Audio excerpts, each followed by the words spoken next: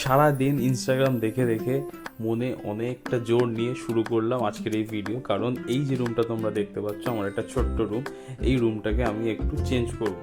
এবার কি করে চেঞ্জ করি সেটাই ভিডিওর মাধ্যমে পুরোটা দেখাবো। তো সবার প্রথমে যেটা করেছিলাম, একদম রেডিমেড পুট্টি নিয়ে এসেছিলাম, কারণ আমি এগুলোতে এক্সপার্ট না।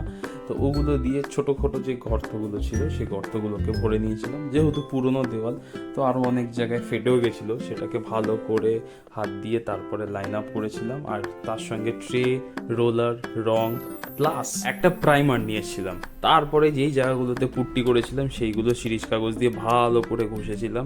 আর এই যে আঁকাটা দেখতে পাচ্ছ, এটা আমার অনেক ছোটোবেলাকার আঁকা। তো এই আঁকাটাকেই টুকটাক টুকটাক একটু ঘষেছিলাম। তো হাত তো প্রচুর ব্যথা হয়ে গেছিলো, কারণ অনেকটাই আমাকে এই ঘষাঘষি করতে হয়েছিল। আর ঘষার পরে হাতের অবস্থা ঠিক এরকম ছিল। তো বুঝতে পারিনি, গ্লাভস পরে নিলে হয়তো ভালো হতো। যাই হোক, তারপরে শুরু করলাম আমার প্রাইমারের কাজ। রোলার দিয়ে এই যে দেওয়ালটা পুরোটা আমি ফার্স্টে 1 কোট চাপিয়েছিলাম, কিন্তু 1 কোটে মনে হয় না হবে, এটার আরও 2-3 কোট দিতে হবে।